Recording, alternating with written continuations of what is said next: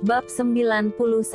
Aku pergi dulu ya. Pamit Elkan mencium dahi Sasi, sebelum pergi bekerja seperti biasanya. Mas, kok kamu kelihatan aneh hari ini? Protes Sasi, terus memandangi wajah suaminya. Aneh apanya? Elkan mengeritkan dahinya. Kamu jelek sayang hari ini, ujar Sasi blak-blakan. Jelek? Elkan tak mengerti dibuatnya. Sepertinya tidak ada yang aneh dengan penampilannya malam ini. Iya mas, itu rambut kamu. Sasi menunjuk rambut yang sudah ditata rapih dengan gel. Ini. Elkan refleks menunjuk rambutnya. Ini bagus kok, ujarnya merasa tidak ada yang salah. Jelek mas, Sasi mengacak rambut Elkan dengan jemarinya. Astaga sayang, kok diacak-acak? Refleks Elkan meraih ponsel di sakunya, bercermin di benda pipih itu. Benar saja rambut yang ditatanya hampir 30 menit menjadi berantakan karena ulah sang istri. Jangan dirubah, ini bagus ganteng,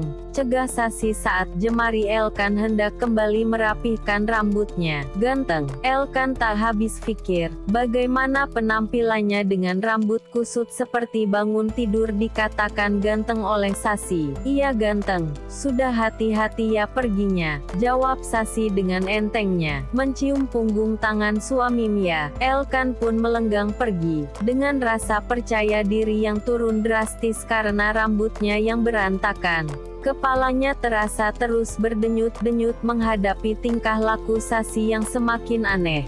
Suamiku, ayo sarapan, panggil Sasi keesokan harinya dengan suara yang terdengar mengalun indah. Elkan buru-buru keluar dari kamar mandi menuju meja makan. Elkan memicingkan matanya, melihat begitu banyak menu di meja makan. Harusnya dia senang, tapi tidak untuk hari ini. Karena semua menu yang dilihatnya terasa aneh. Semua menu yang dimasak Sasi 3 hari belakangan ini selalu telur dengan berbagai varian rasa, seperti omelet, martabak telur, telur orak-arik, dan telur balado. Membuat Elkan cukup mabuk telur dibuatnya. Telur lagi sayang, protes Elkan pada Sasi yang sibuk menyiapkan peralatan makan. Iya telur kan enak mas, kamu enggak mau makan masakan aku, keluh Sasi dengan wajah memelas bercampur sedih. Mau kok. Lagi-lagi Elkan tak tega melihat wajah sedih istrinya. Elkan duduk di meja makan, dan mulai menyantap sarapan telurnya dengan tidak bersemangat.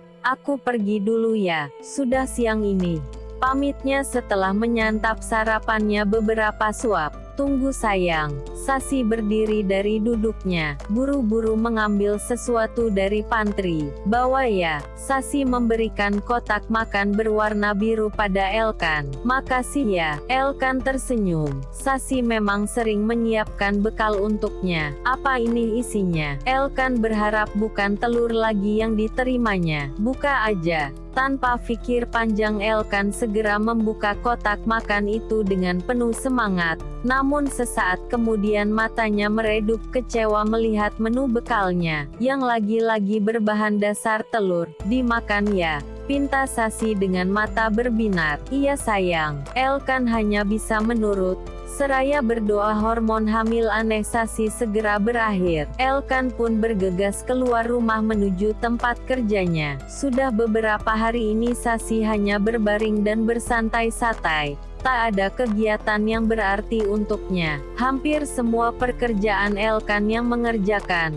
Terlebih baby Celo yang sedang dititipkan pada ibunya. Elkan memang meminta Sasi bedrest sepenuhnya. Takut terjadi hal yang buruk pada kandungan istrinya itu. Aku bosan sekali, keluhnya. Sasi beringsut dan segera turun dari ranjang. Langkah kakinya menuju dapur, membuka lemari pendingin. Niat hati hanya ingin mengambil cemilan, namun matanya justru terpaku pada bahan-bahan pembuat kue di sana. Bagaimana kalau aku membuat kue saja, batinnya. Berharap membuat kue bisa mengusir kejenuhannya di dalam rumah. Benar, lagi pula membuat kue tidak akan melelahkan. Tidak masalah, pikirnya. Sasi segera mengambil bahan-bahan pembuat kue yang ada di lemari pendinginnya. Sasi memang sering membuat kue, tapi harus terhenti semenjak dokter memintanya untuk bedrest. Tangannya dengan lihai mencampur bahan-bahan yang dibutuhkan untuk membuat kue kering. Sasi ingin membuatkan cemilan untuk Elkan, yang sebentar lagi akan pulang bekerja. Hampir 2 jam Sasi berkutat di dapur. Akhirnya selesai juga. Sasi mengusap sedikit peluh di dahinya. Setelah mengeluarkan kue tersebut dalam oven, dan memasukkannya dalam toples kaca.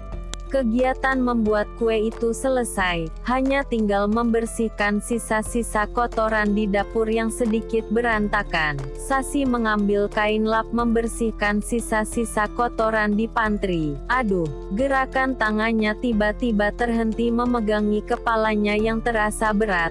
Kenapa pusing sekali? Keluhnya. Sasi hendak meletakkan lap yang dipegangnya ke keranjang pakaian kotor. Tapi langkahnya semakin sempoyongan.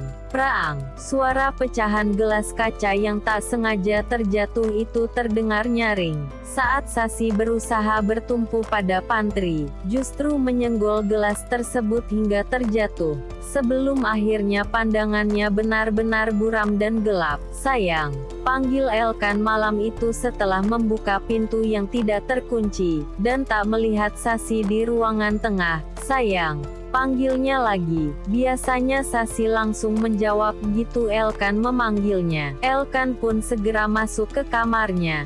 Kemana dia? Melihat Sasi yang tak ada di kamar. Sayang, Elkan mengetuk pintu kamar mandi sebelum membukanya. Tak ada juga Sasi di sana. Elkan segera keluar dari kamar. Tidak mungkin Sasi pergi tanpa seizinnya. Ia tidak pernah melakukan itu. Sayang. Pekik Elkan mendapati Sasi yang sudah tergeletak di dapur, dengan serpihan gelas kaca di dekatnya. Sayang, bangun. Elkan menepuk pipi istrinya itu beberapa kali. Tapi Sasi tak juga membuka matanya. Tanpa pikir panjang Elkan segera menggendong Sasi keluar rumah, dan membawanya ke rumah sakit. Sesampainya di sana Sasi segera ditangani oleh petugas medis, sedang Elkan hanya bisa menunggu di depan ruang IGD dengan gelisah. Pikirannya kalut. Apa yang sudah membuat Sasi pingsan? Apalagi membayangkan tentang janinnya.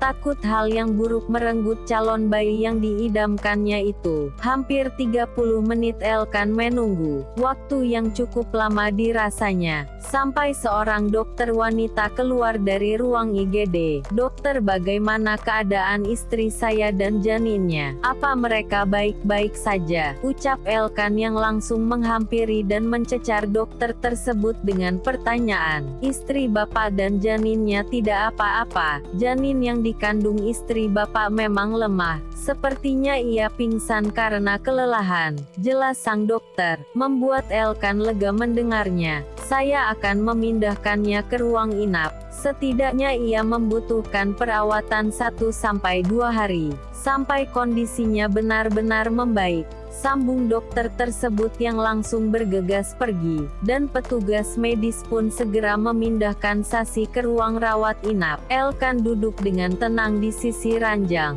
sampai Sasi perlahan menggerakkan jemarinya dan membuka matanya. Pandangannya yang semula kabur perlahan menjadi jelas. Sayang, kamu sudah sadar. Senyum tersungging di wajah Elkan melihat Sasi yang perlahan membuka matanya. Sasi memutar pandangannya, melihat ruangan bercat putih, dengan jarum infus yang tertancap di punggung tangan kirinya. Aku di mana? Kamu di rumah sakit. Di rumah sakit. Sasi mengeritkan dahinya. Seingatnya ia masih di rumah. Kamu pingsan.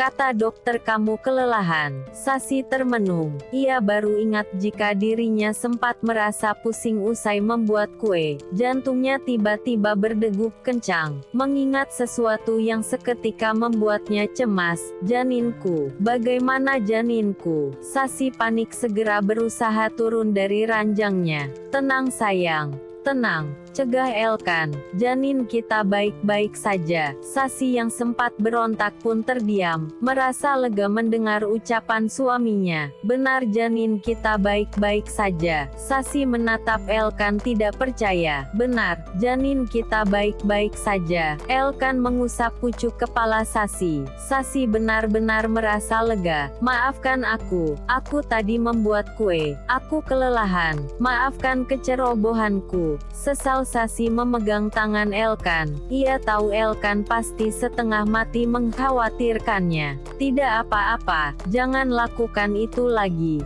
Kamu harus benar-benar beristirahat sampai janin kita kuat. Elkan memilih tak menyalahkan Sasi. Yang terpenting istri dan janinnya baik-baik saja. Itu sudah cukup untuknya.